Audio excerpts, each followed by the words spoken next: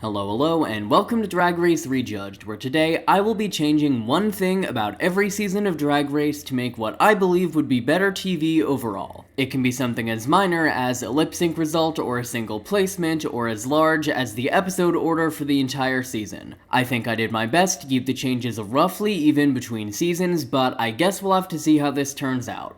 Starting things off, we have Season 1. The one thing I would change about this season would be putting Rebecca in the bottom for the makeover. The immediate result of this is that everyone gets bumped up a placement, so Chanel gets the win and feels more appreciated by the judges, while either BB or Angina sends Rebecca home to Stronger. With this new Final 4, we go from BB and Nina taking a victory lap to the Final 2, to having BB, Nina, Angina, and a fully confident Chanel battling it out to the end. I do think that BB still wins here, but regardless, this is going to make for a much more entertaining endgame of the season. For Season 2, my change would be for production to actually respect Jessica Wilde. Almost every conversation about the winner of Season 2 centers around Raven and the winner, but from my perspective, Jessica gave a top-worthy performance in the first 6 episodes of a 10-episode season. In actual performances, she was more than keeping pace with the final 2, and if production had actually respected her, I think she would likely be just low for the advertising challenge she went home on, and have a strong chance of making it to the end, instead of spending the 11 years between Season 2 and All Stars 8 getting underappreciated by the fans. My change for Season 3 is the episode order. I will give full credit to production that they did their best here. That said, if your season has a top 6 challenge, then another top 6 challenge, then a top 5 challenge, then another top 5 challenge, then one of the most heartbreaking and miserable top 4 challenges the show has ever seen,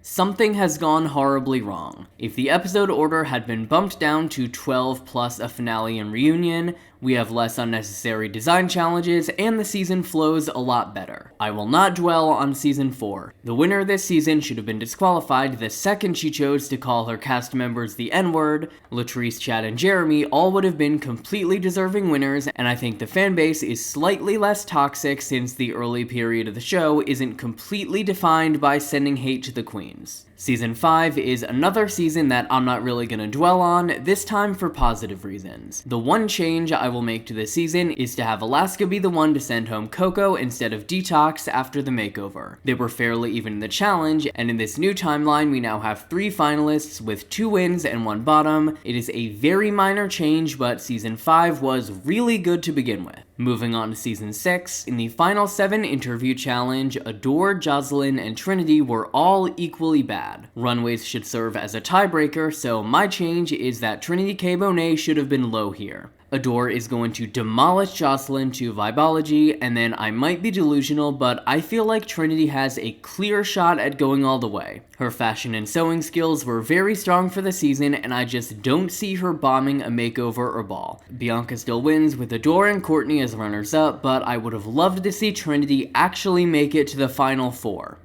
Cough, cough.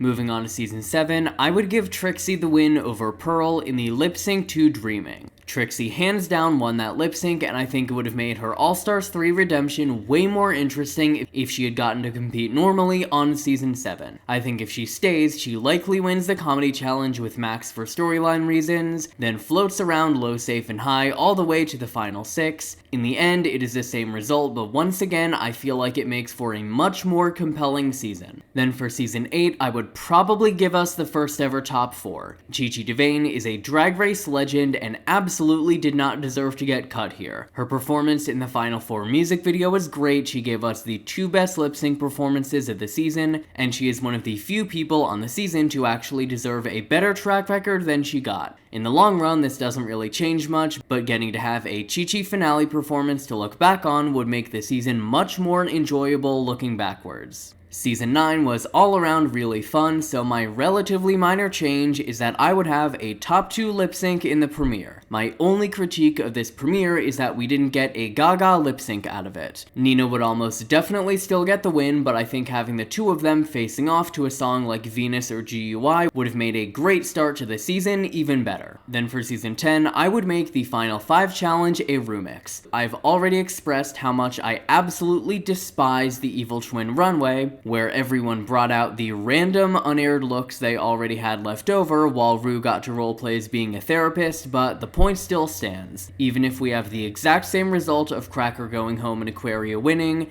this was the single worst challenge of seasons 8, 9, 10, and arguably 11. Moving on, I actually have the exact same change for seasons 11 and 12. My change is that I would not make the focal storylines of the seasons reliant on a feud between two queens. For season 11, you cannot tell me that production didn't fully plan on Silky being the hero and Evie being the villain, and then they had to scramble when the fans didn't react the way they had hoped. If this feud was not in the back of production's minds throughout the season, they don't give too much screen time to Silky and cause the fanbase to turn on her, and then they give Evie the wins she deserved, so she's regarded as a stronger winner. For season 12, every part of the season was planned for an SP win. The competition was rigged because of it, Britta received a ton of hate because of it, and we got a season that is way more hit or miss than it needed to be, when what we should have gotten is one of the undeniable strongest modern seasons. I think it is also worth noting that the butterfly effect here goes crazy. Production's plans falling apart 2 seasons in a row made them completely rethink the way they made the show, and not in a good way. Season 13's pork chop twist, season 14's non-eliminations, and the unnecessarily twist-heavy All-Stars formula are a direct result of production being too scared to rely on the queens to make good TV after how badly season 11 and season 12 went. Season 13's obvious choice would be not having the pork chop twist, but I feel like that's kind of a cop-out. Instead, I believe that if you change a single lip-sync result of that pork chop episode, the entire season works perfectly. If Tamisha Iman beats Simone, the entire story arc of the winners and losers comes together. The overarching issue of the season was not the winners and losers, but it was the fact that production picked winners and losers, and instead of an underdog redemption arc, they spent 16 episodes patting themselves on the back for choosing the right queens to be winners. In this new season, there are strong underdogs and strong winners, making the season look like an even playing field. This new timeline culminates in Simone, the strongest of the losers, beating Candy Muse, who is the unofficial leader of the winners. Season 14's obvious change would be to do something about the episode order, but once again,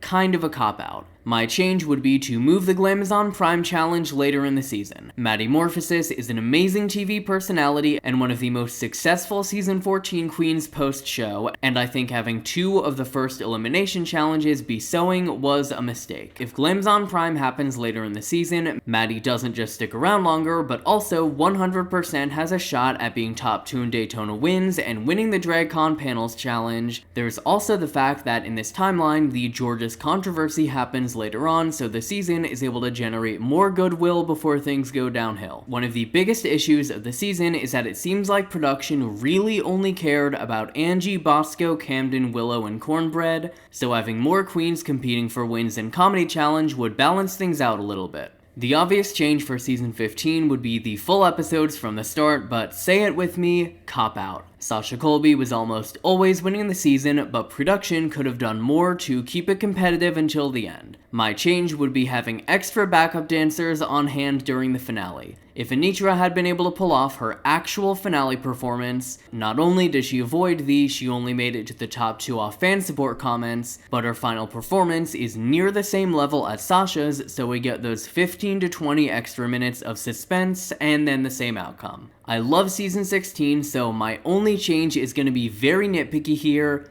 I would hold a debate. I don't care if it's every 4 years, political challenges are a staple challenge of Drag Race, and I don't think that Power lived up to that label. Power was not bad by any means, but every debate/attack ad has given us some truly iconic moments. Power just did not have that oomph that seasons 4, 8, and 12 did, so I would hold a debate. Finishing us off for the US franchise, my main change for season 17 is Lexi Love making it to the end. It was a massive mistake on production's part that Lexi only lip-synced once all season. She was consistent in challenges, she had strong fan support when you take away the bots, and did amazing in the finale. Anya was always gonna win the season, but I can't help but feel like it was a huge missed opportunity to not have Lexi lip sync to Abracadabra. Moving on to the All-Stars franchise, I made a somewhat similar video to this a month ago, so I will be very brief in talking about points that I just made. All-Stars 1 was a mess, so it has to be replacing the teams format, and I have a few options. Let me know in the comments.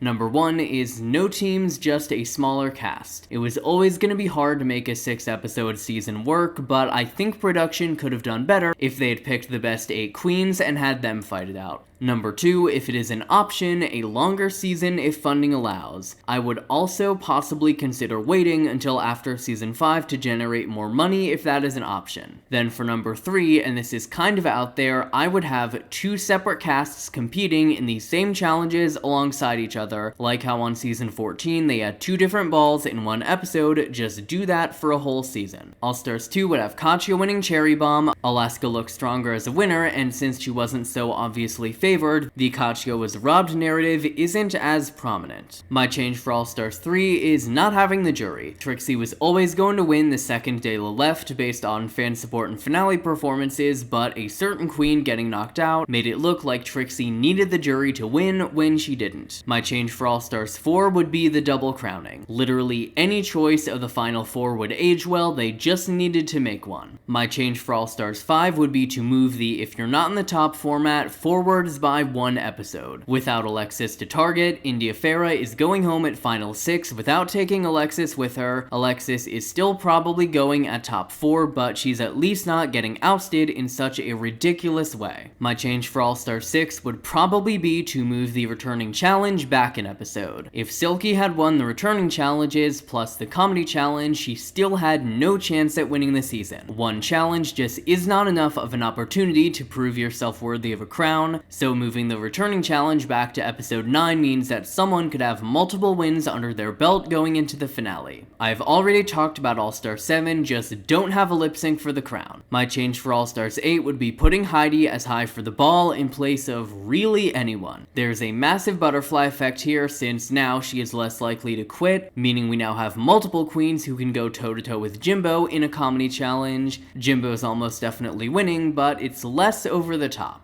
All-Stars 9 is really simple. There were hands down too many opportunities for extra stars. If I'm remembering correctly, 10 of the 24 stars were extra. The finalists of the season should have been picked just on the challenges, and we would have gotten a much less controversial end result if Angeria is beating Roxy and Plastique instead of Roxy and Vanjie. Finishing us off, once again something I've talked about before, All-Stars 10 would just be to let the finale play out. Literally anybody out of Bosco, Irene, Lydia, Georges, Ginger, and Aja could have walked away with the crown fairly, and instead we got,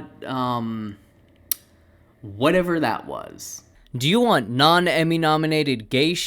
Well then you should check out the RuPaul's Drag Race Rejudged YouTube channel and hit subscribe.